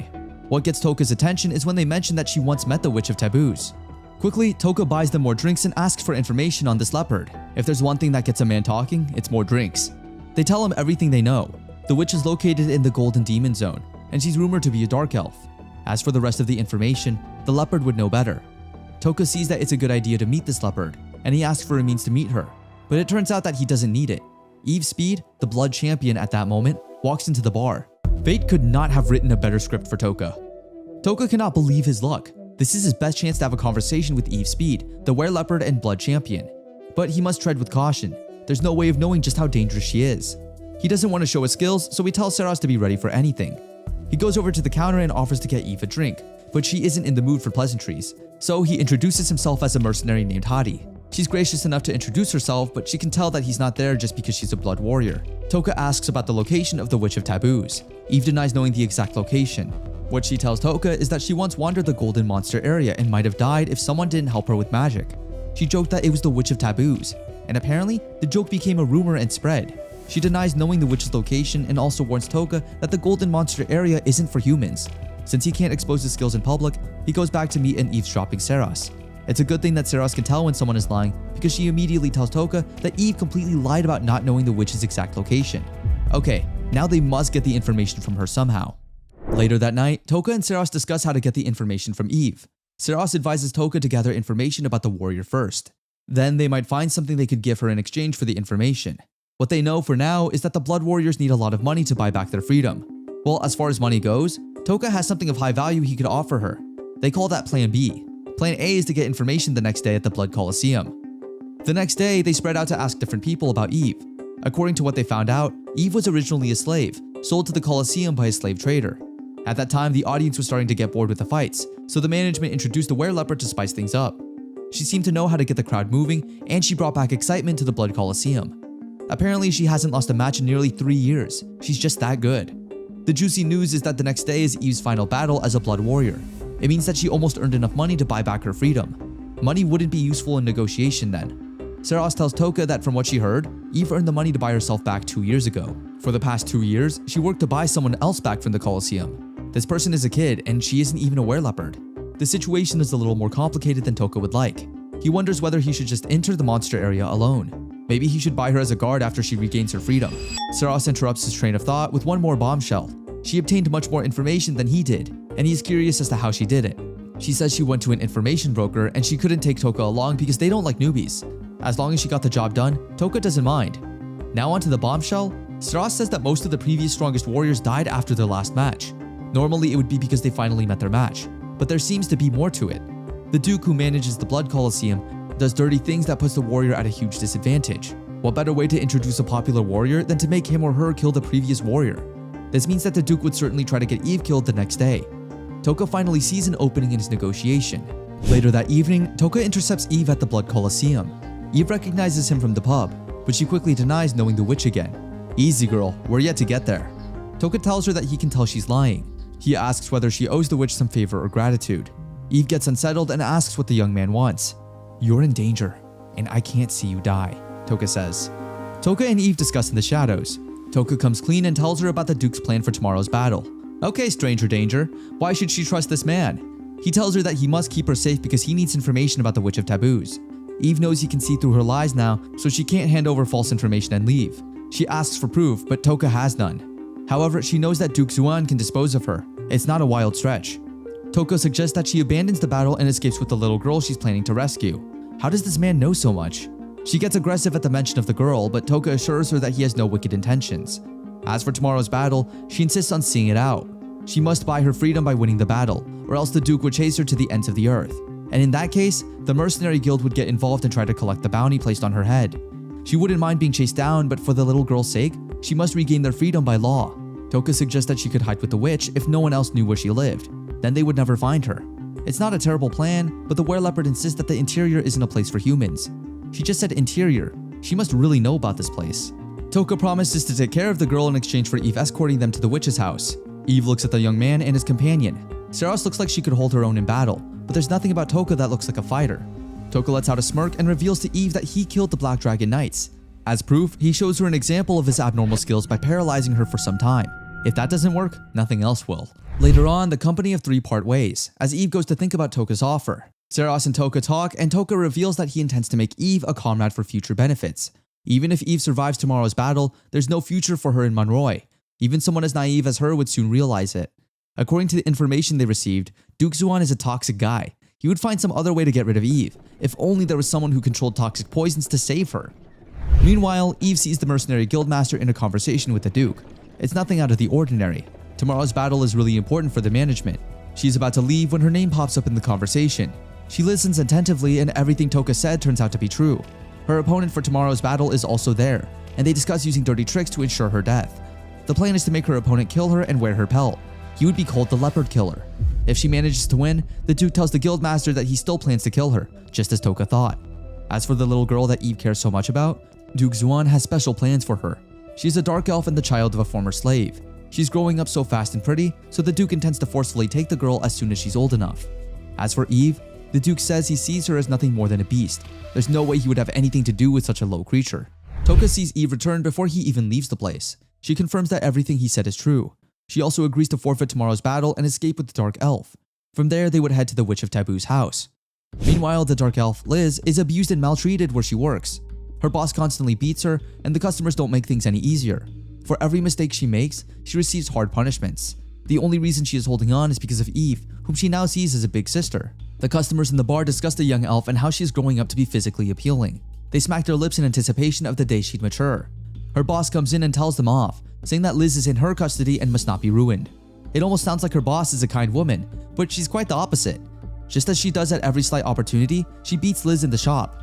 Then she screams in Liz's ears, causing her to feel physical and mental trauma. This is too much, even for the customers, who start to leave one by one. Did they leave because of the maltreatment or because the strongest blood warrior just stepped in? Eve comes in with a frown on her face and sends the wicked boss flying with a hard punch. She points her sword at the shop owner. The terrified woman begs for her life, saying that she was forced to do everything she did to Liz. She promised to keep her mouth shut about their escape. Eve leaves the helpless woman on the ground and goes out with Liz. She really is so naive. How could she just believe this wicked woman? Eve tells Liz about her plans to escape, and Liz is happy to go anywhere with her big sister. Back in the shop, the cruel lady has no intention of keeping her promise. Thankfully, Toka is there to pick up the slack. There's no way this one would escape with her life, and Toka makes her die in the most painful way possible. A woman that mentally traumatizes innocent girls has no place in Toka's world. After his little sideshow, he goes outside to meet his new comrades. The group is getting bigger by the day. Toka introduces himself, with his real name this time, to the group, and everyone else introduces themselves, including Pikimaru. There's no time for formalities, they must escape now. Toka leads the group to the horses he prepared in the forest. Eve and Liz would share one, while Toka and Saras would take the other. Before they go, Eve questions Toka's intentions with the Witch of Taboos. Toka promises not to harm her as long as she doesn't try to harm him. He shows Eve the spellbook that he wants to be translated. At this point, Eve realizes that she's a naive woman. She looks at how all her poor decisions have put her in danger, and then she placed herself under Toka's command. According to her, he might be the only one she can trust. Don't be so sure, lady. Toka asks why she trusts him.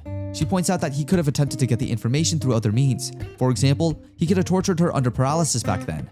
Also, letting Liz accompany them and volunteering to protect her is a sign of a trustworthy person. Toka smirks and then points out that he might have done it for his selfish interests. Even at that, she still surrenders her trust to him. The new companions climb their horses to ride away. There's that physical tension between Toka and Saras again. The tension could cut through metal. Saras informs the group that they're a day and a half away from the monster zone, but if they go around the anti-demon castle, it'd take half an extra day. She also mentions something about human-faced monsters that are very dangerous. It's a rare but recognized sighting. The reason it's so rare is probably because few people live to tell the story. The monsters are known to stay away from outside places. Toka thinks back to the Soul Eater. He must be one of the human-faced monsters. No wonder it's called a danger zone. Saras then asks why Toka really wants Eve on their team. He must be kind for making the sacrifice. Toka says he's not about the sacrifice. Eve's battle skills and monster area experience would be good for their team.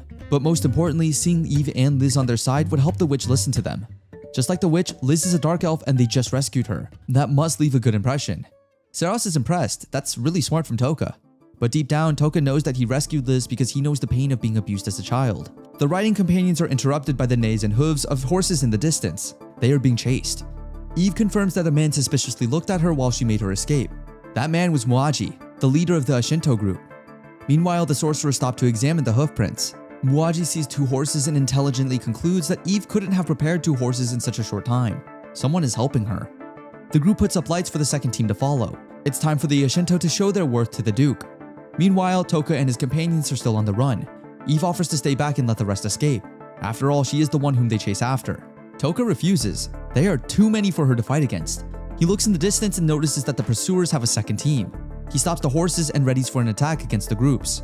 Meanwhile, as they follow Muaji's advice, the Duke's mercenaries finally spot the light heading up north. They excitedly follow it, thinking that they must have caught their prey. The decoy from Toka worked, for the first team at least. Toka can tell from the mercenaries' conversation that another group is coming up fast. That's probably the Shinto group, as they didn't have any warriors. Toka instructs Eve to hide and protect Liz while he and Saros would handle the situation. He confirms from Saros that Muaji's curse magic seems a bit fictitious, but he still managed to make everyone believe. The man is very clever and he's predicted their moves so far. Muaji must have known Eve would head north because of the Witch of Taboos, but the young man has a plan to help them win. He takes out his mask. It's time to begin. The Shinto riders halt at the orders of Muaji. He orders the lights to be put out and looks around the area for clues. He sees a broken branch that looks like it was broken by a horse. The smart leader can tell that the first group already went up north, so the group must have gone through this path. No, that's probably a trap. A group that good wouldn't leave such a careless clue.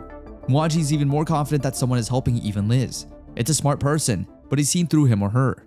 He calls on the person to come out from hiding. Nothing would save this person, not even the trees the person is hiding behind. She knows she's already caught, so Saros comes from behind the tree with her mask on, a mask of the subordinate of the Fly King. Muaji knows the mask very well. Muaji proposes that Saros hands the refugees to him, so she won't be attacked. He also invites her to join the Shinto group, as they could use a skillful warrior. If she refuses, he threatens to rain curses on her, curses that killed the Black Dragon Knights. Saros accepts their terms, but asks them to promise the safety of the captives. Muaji brags about his influence on the Duke and promises that no harm would come to them. With her wishes fulfilled, she asks the whole group to follow her to where Eve and Liz are. The group starts moving, but Muaji stops them. Why would she want everyone to come closer? Why can't she bring the prisoners out instead? Or ask a few people to come with her? He concludes that she must be scheming something that involves him getting within range. Immediately, he instructs the groups to stay out of range and prepare for an attack. Toka is hiding behind the forest trees, just as Muaji predicted. Has this finally come down to a battle of wits? Muaji continues to brag about the Assassin Guild, the lost guild of old. The Assassin Guild, as the name implies, was a group of assassins that were feared by all.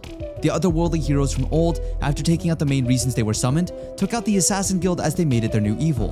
Lost in the sands of time with only the descendants of members of the guild retaining knowledge of their ways, acts, and skills, the Assassin Guild was forgotten until Muaji decided to improvise and improve on their skills and name.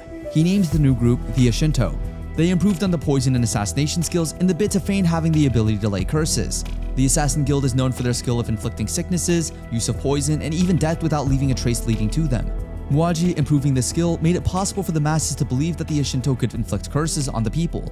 To sell this theory and also instill fear and respect in the hearts of the people, he took credit for Toka's annihilation of the Dragon Knights. With the people believing this, he got the attention of Duke Xuan, which leads to this moment where the Shinto are showing their skill and worth. The only thing that could stop his bragging was what Saros did next, revealing her true identity as Saros Ashrain, the runaway general. Muaji was fazed by this discovery, but as a smart and wise person, he had plans for unexpected strong foes already. Well, not necessarily this particular occurrence of Saros Ashrain, but his additions to the Shinto takes care of Saros. Muaji could also decipher that Saros wasn't the one who took out the 5 Dragon Knights, and she also isn't able to pull off such an elite trap he had seen anticipated for him. He knew that there was a second individual that has credit for all these feats and protecting Eve and her sister. Unfazed, Muaji explains why he isn't bothered about this mystery man, Mimori. His newest additions to the Shinto, the strongest brothers Burga and his elder brother, Vargon, were his countermeasures. These brothers were stronger than Zalash of the White Walkers who were after Saros a while back. That is when she met Mimori. Zalash, being the strongest of the White Walkers, did not hold a candle in terms of strength to Burga even though he was the apex of the White Walkers. Another reason Muaji was confident that he was in control was the fact that the Shinto had a detached group of about 15 persons sent to the woods behind Saros, intending to take out whoever she had waiting out there. Muaji was confident of his control of the situation as anyone Aspar in this case would be. Seeing that Saros seemed helpless, he went further to ask her to bring him Eve and Liz quickly and he would take her in. He went on about his lustful thoughts and what he would do to her in sessions he called the blessing. Seras, who's left with no options, calls out to Toka, who comes out after building his connection to Pigemaru and uses his abnormal status skill of paralysis as the entire group in the middle of his palm.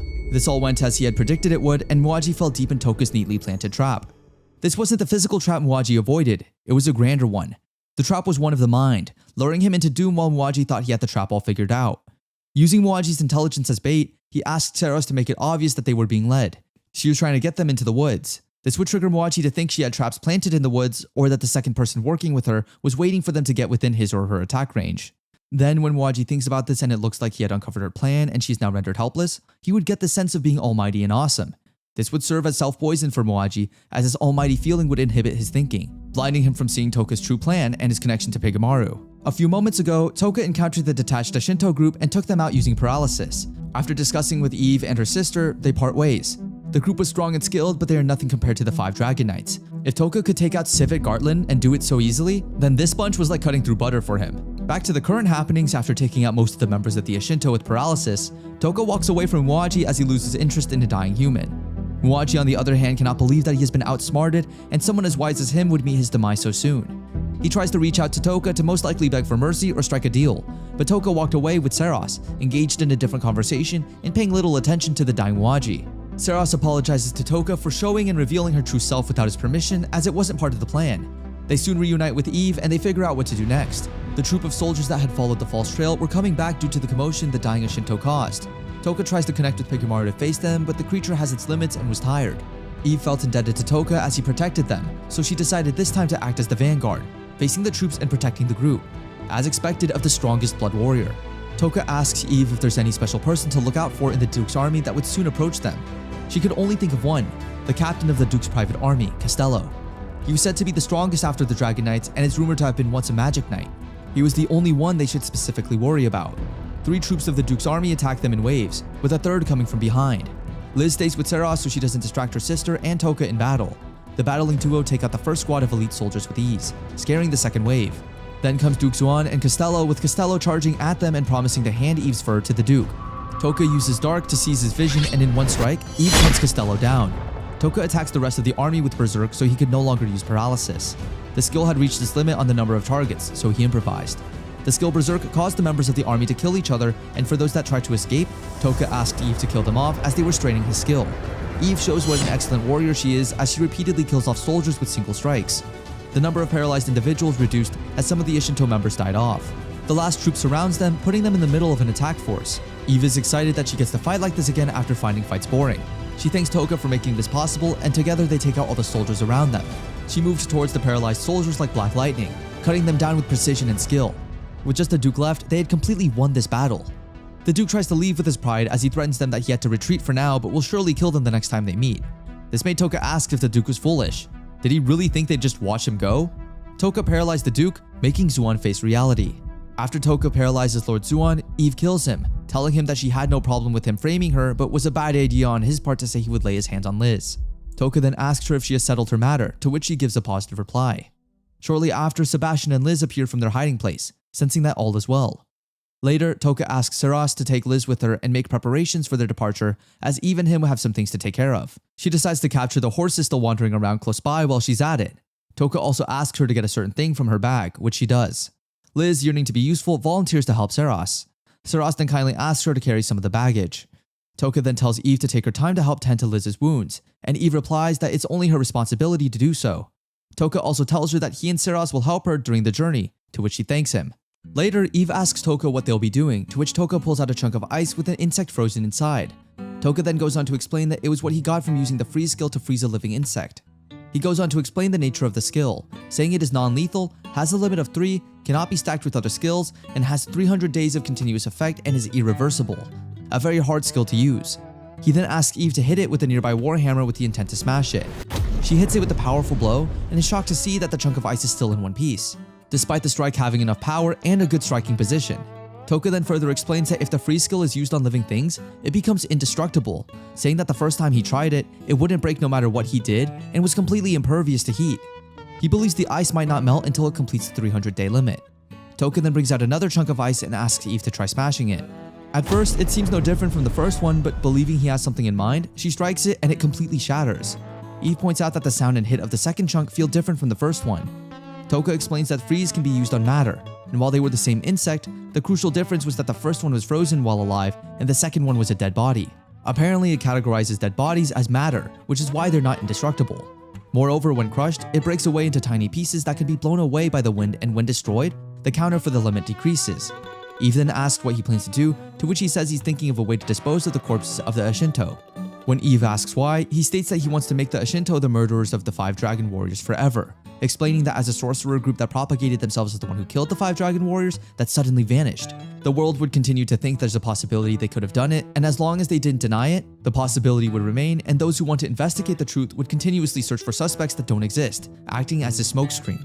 Eve then realizes that this was the reason he didn't want any fleeing survivors.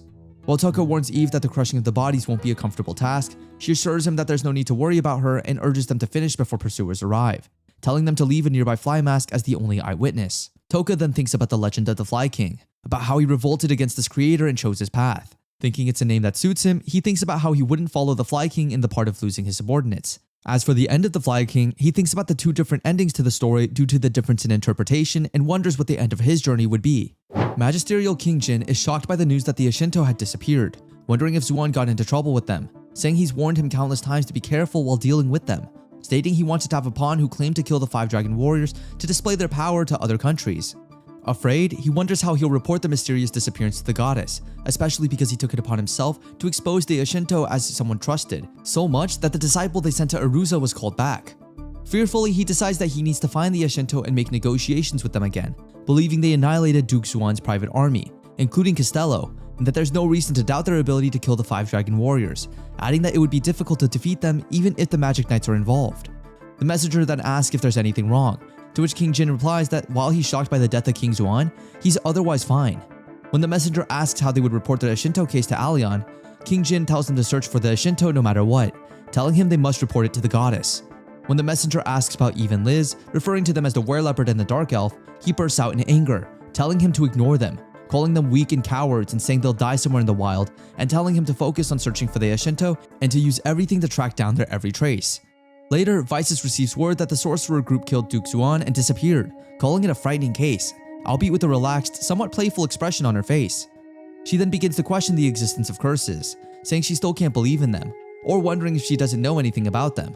She then asks Nantan if she knows anything about it, to which she gives a negative response.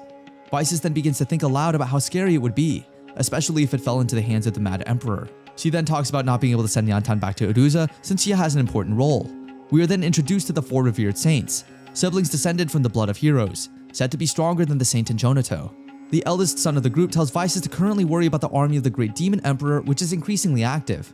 The second son then laughs heartedly, pointing out that Vices is surprisingly a warrior and that ultimately, Vices won't be affected by the influence of the root of all evil, regardless of if they fight the Ashinto or the 5 dragon warriors. Vices then playfully asks if there's anything wrong with that, saying that while she's sure he meant no offense, the words made her feel a bit uneasy. A servant enters the room, informing the goddess that Master Banewolf has arrived. Banewolf apologizes for being late, but Vices tells him that it's no problem and that she's glad he came, calling him a dragon slayer. Later in the Allion Kingdom castle garden, Asagi talks to Poppo about the tense atmosphere in the castle. Poppo gives a simple response, to which Asagi teases her about all nutrients going to her breasts, rendering her unable to use her head anymore, leaving her flustered. It is then explained that Asagi's words are getting more powerful. This is because despite her being a rank B hero, she acquired a unique skill known as Queen Bee, the skill to enhance the abilities of multiple targets to a certain degree for a limited amount of time, putting her group ahead when it comes to group battles. Yatsumoto Hiro's group is also getting stronger, but being an A-ranked hero is more of a one-man group and only he stands out and gets stronger. Ayaka's group, on the other hand, shares their experience points equally. Therefore, her friends level up and acquire skills.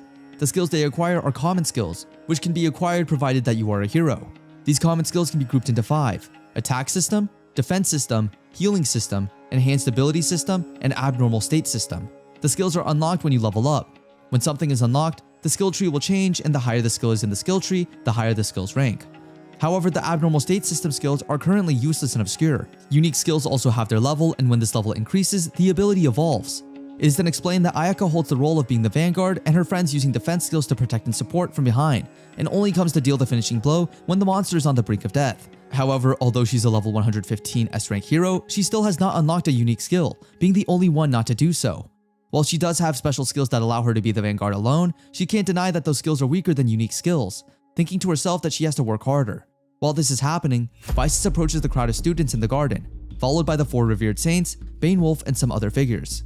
She addresses the students, first pointing out that their levels have increased tremendously and thanking them for their hard work, and that while she is happy from the bottom of her heart, they still have not acquired combat skills, so she has gathered some warriors from all over to train them, with the Drunken Sword Party being in charge of Asaki's group, the Dragon Slayer being in charge of Hiro's group, Nyantan being in charge of the Takao sisters, and the 4 revered saints in charge of Kirihara's group.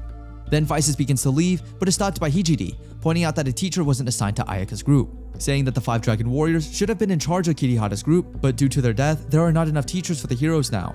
At first, Vices suggests that Ayaka teaches her group the ancient martial arts she has, adding that was what she expected her to do, but Hijiri believes it's a bad idea to do so. Vices then apologizes, saying she took some measures because she believes in Ayaka's ability, but admits she can't call back any of her apostles from other countries to take care of her group. She then asks if there's anyone who wishes to take care of Ayaka's group, promising to pay them in installments, but warning that their work would be doubled. No one answers, but then Wolf volunteers, believing it's best to increase their survival probabilities since they're heroes with bright futures, and promises to do everything he can to train them all without lowering the quality. Vices then announces that they will be moving around the ruins to defeat the Golden Eye monsters and level up to kill the enemies and survive. She informs them that the Demon Emperor's side is moving actively, telling them that the number of monsters gathered at the Knight's Wall is overwhelming and that the next war with the Great Demon Emperor will exceed the previously expected scale, and therefore, she would like them all to brace themselves for the coming war. Vices is watching the students train, saying that while it isn't perfect, training seems to be going well and thanks everyone for their hard work. She adds that as long as they fulfill the conditions she has set, she will leave it to them how to accomplish the goal, prioritizing results over the process. When one of the 4 revered saints asks her what's wrong, she explains that while they're in a hurry to get the heroes to learn practical skills, they must also continue to increase their levels. However, with the Great Demon Emperor's army on the move, they can't afford to travel to the ruins in other countries, so tomorrow they will depart for the Golden Monster Zone. Toka, Ceres, Eve, and Liz are traveling through the Golden Monster Zone. Eve, being somewhat familiar with the place, says she only knows as far as the place she and Liz reached last time, a place where they could get drinking water and some old buildings where they could hide. Toka reasons that the only reason Eve and the others fled from the Demon Zone was because of the monsters, so for the time being, as long as they could defeat the monsters, they could go deeper without any problems. Toka asks if Liz is afraid, to which she replies that she's fine and thanks him for his concern. He then compliments her, saying she's now a fine member of the group. Liz then cheerfully says that she'll be happy anywhere provided she's with Eve. Eve then apologizes to her for being stupid, but Toka assures her that if anything, her very existence is Liz's salvation. She then smiles, saying she's no match for him. As the group gets closer to their destination, Toka is unsure whether they should continue in a straight line since the map doesn't show the terrain in detail, adding that depending on the terrain, they might have to go the other way around. Then, out of nowhere, a Golden Knight appears and attacks them. Toka, with Eve's help, then casts a paralyze spell on the monster. Seeing that it's effective, he also casts the poison and sleep spell on the monster, incapacitating it. Toka then points out that it's much weaker compared to the monsters he's killed, saying that in every aspect, the monsters in the ruins were far superior and that it seems unlikely that monsters in this zone are generally ridiculously strong. As they continue their journey, Toka mentions his encounter with the 2-headed wereleopard to Ceres, asking her the difference between it and Eve. Ceres explains that Golden Knight monsters were created by the root of all evil and that there's a strong theory it has something to do with the element of evil he possesses. Toka then asks if an ordinary demon can become a golden-eyed monster, to which Ceres replies that while it may not be impossible, it's unheard of. She explains that many of the non-golden-eyed monsters went into hiding because a hero warned of the danger of them turning golden-eyed, and so there was an operation to wipe them out.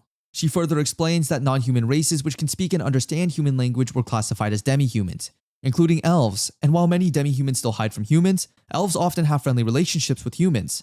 Moving away from the subject, Ceres suggests a name for the group, the name being the Fly King Squadron, to which Toka agrees. Later, they encounter another monster, which Toka easily defeats. Eve marvels at his prowess, stating that the first time she encountered it, all she could do was escape. Suddenly, Toka's BG begins to rattle, indicating the presence of a demon, and immediately tells everyone to tighten their guard. He then brings out an egg from his bag, which Ceres recognizes as the one he got from the Mirazu ruins. All eyes are on the egg as it begins to hatch. As the Fly King Squadron group have zero ideas of what could be inside, they take a couple steps back. The egg has a crack and then two. Before long, it starts to give off light till everywhere is completely illuminated. When the light clears, Toka and his companions see a very little horse in front of them. If this is supposed to be a golden-eyed monster, it's not a very good one. Rather than being aggressive, it's just really cute. Liz is especially attracted to this pony look-alike. The others are observant to notice something strange. The monster just grew a bit in size while they watched. It's not his normal world, so Toka needs to confirm that here, horses don't usually hatch from eggs either. Then, what sort of monster is it? Saros confirms that according to the general classification, it should be a monster. However, she points out that even though she knows different monsters in the horse family, this one is an unfamiliar breed. While the group looks on, Pigimaru comes out to talk to the monster. The two monsters talk, and this horse doesn't seem to be hostile at all. Liz takes this chance to approach the horse and cuddle it a little bit. Toka thinks back to when he found the egg in the Midozu ruins. He recalls the color and hardness of the egg, as well as the unique hatching of the egg. One thing is sure, this isn't an ordinary horse. His claim is backed up by what looks like an orb on the horse's back. It's a transparent hemisphere that he immediately inquires of from Saras. The scholarly elf suggests that the orb might be an organ for absorbing magic. After all, monsters exist with similar organs in their physiology. According to Saras, it's not uncommon among monsters and magical creatures. People say that this organ can take in a lot of magical energy at once. Magic energy? Well, that must be tested then. Toka asks everyone to give him some room and puts Eve on the lookout for any danger. A magical creature that changes by taking in magic? No wonder it grew in size a few moments after it was born. Toka is experimenting, so it must measure just how much magic power he injects into the monster. Firstly, he injects about 1000 MP. The MP results in the little creature turning into a fully grown, powerful horse. If this is what 1000 MP can do, it's simply amazing. Even while it's a grown horse, the creature is not aggressive towards the group. That has to be a positive sign. The first round of experiments is successful, so Toka decides that it's okay to inject more magic power into the orb. He injects 1000 MP and then 5000. He injects up to 10,000 MP. And then he keeps injecting until the orb gets saturated. As for the result of the experiment, it stands towering in front of them. It's a gigantic, majestic horse with long curved horns. Okay, now you can call it a monster. At this point, Toka and his companions shouldn't be surprised by anything they encounter. And yet, they could never have predicted that Toka's egg from the Midozu ruins would turn into this. The horse towers above them, looking fierce and majestic. This must be its true form. And then, Toka announces the inevitable. It seems like they just found the newest member of the Fly King squadron, and it's a really interesting one. Just like what happened when the horse was in its medium size, it doesn't seem aggressive at all. If anything, it behaves like a regular horse when they want to be pet. This is why Toka can draw near the horse and touch it. Despite its large appearance, it's still only a horse. It behaves so differently towards Toka. Is it possible that Toka is now seen as a parent? Well, in that case, Sarah suggests that Toka should name the horse. That's not a bad idea at all. Toka takes a while to think about the perfect name for his horse, and then he calls it Slay. It's a fitting name for a majestic horse, and Slay seems to love it, as he lets out a neigh of approval. As with other additions to the group members take turns in introducing themselves. With the introduction done, Toka needs to be sure of what he's working with. He approaches Slay and asks if he can return to its little form. And just like magic, the majestic beast becomes a cute creature again. This means that Toka can always change its form by simply injecting magic energy into the orb. Sweet. Saras points out that in its second form, the horse can easily handle most of their luggage, making it easier for them. The third form might prove useful while fighting monsters in the future. They might have just struck the jackpot here. Meanwhile, Slay licks Saras' cheek as a sign of endearment. This is a good sign. She would be doing the riding after all, since Toka doesn't know how to ride a horse. Toka offers to wipe the stain from Saras' cheeks, and that tension comes back in full force. I mean, seriously guys? Saras eventually lets him do it, and while doing it, he commends the skin. Saras points out that the skin is beautiful because the horse was just born. But Toka isn't talking about the horse's skin. Really smooth, Toka. Meanwhile, back at Allion Kingdom's castle, everyone has left for the Golden Monster area. Well, everyone but the Dragon Slayer. For some reason, the goddess opts to leave him at the castle. He isn't too happy with this decision and confronts the goddess. She brushes it aside, saying that the castle still needed protection, and who is better to protect it than the Dragon Slayer himself. She points out that the Drunken Sword Party, Nyantan, and the Four Revered Saints are already following the heroes. He must settle for his own task. The man doesn't buy into any of the goddess's crap. He accuses her of dropping him because he chose to mentor Ayaka Sogo. Bane, the Dragon Slayer, is a very direct man. He asks if she wants someone from Ayaka's group to die. After all, a broken heart would be the easiest to manipulate, wouldn't it? Manipulating Ayaka so easily would increase the risk. Speaking of manipulation, the goddess cuts in, asking Bane about his father. She reminds him how he joined the Magic Knights because of his father's special illness. The medicine he needs can only be found in the mines controlled by Urza. She says that at her command, the medicine could continuously be freely provided for Bane's father. But for that to happen, the Dragon Slayer would have to stay in line. Talk about first-class manipulation.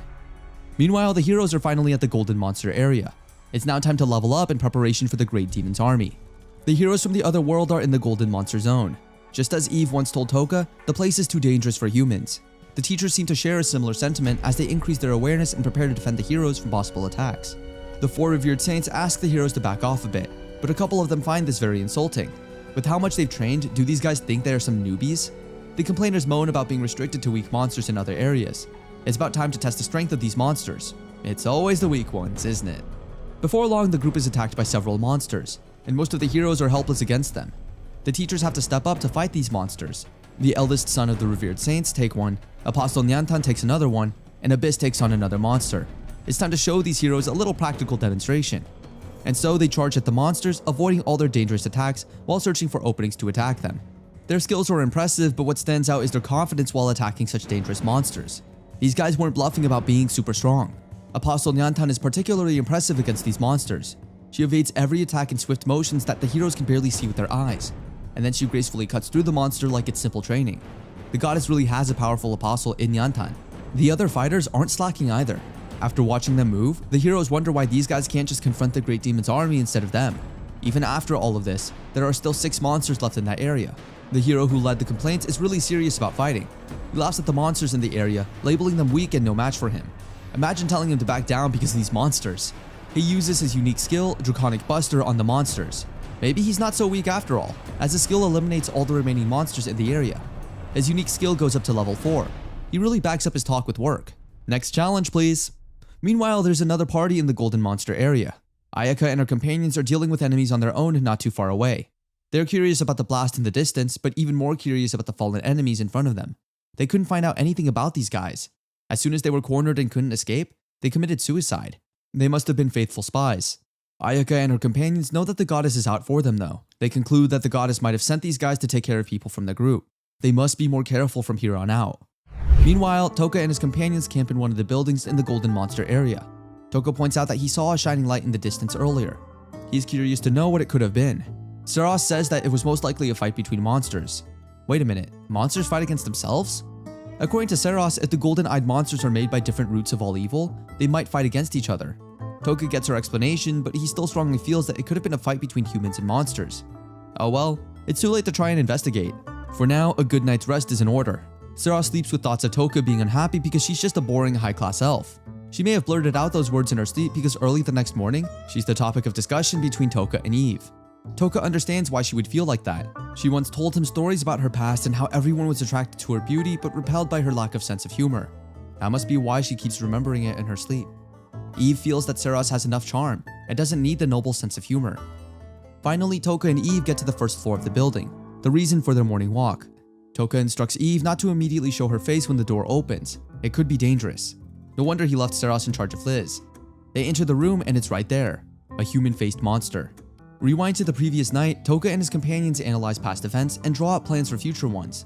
They notice that the monsters around this area are very few. Maybe it's because they are getting closer to the Witch of Taboo's place. It could be that the monster's habitat is more in the periphery than in the center of the Golden Monster Zone. The warriors check to see if Liz is doing okay. The Dark Elf says she would be fine as long as Eve is fine. Besides, Saras already assured her that as long as Toka lives, they would get to their destination safely. Speaking of Saras, Eve talks about her admiration for the warrior elf. Eve might have the advantage when it comes to speed, strength, and skills, but Saras' intelligence is what makes her stand out from others. When that intelligence is combined with the power of the spirits, most warriors are no match for her. Saras tries to be modest, but Toka joins in on the praises, pointing out that she wouldn't lose to the Black Dragon Knights if she's at full power. On the contrary, Toka wins fights by not letting his opponents show their true strength. If it comes to a battle of swords, he would have to depend on Eve and Saras for his safety. As an example, he defeated Civet without letting him show his full strength. Since they're talking about strong people, Toka lets them know that he's done a little research on other strong warriors. In the country of Jonato, there's a woman called Kyria Gilstain. She's known as Jonato's saint and is the most powerful woman in Jonato. Besides her, a group known as the Four Revered Saints is a powerful group too. The eldest son and eldest daughter are the most powerful of the group. In the Mila Empire, the strongest person is the Mad Emperor. Very few people have seen him fight, so no one knows just how strong he is. But one thing is for certain, he's not an ordinary man.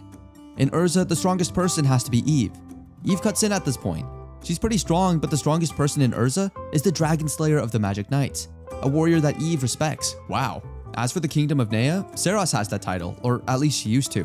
Bakwas used to have Civet Garland before Toka happened, while the Kingdom of Magnar has Sigurd Sigmus. Toka is really intrigued by the strong guys, and he asks questions about the strength of the 13 Cavalry of Alian.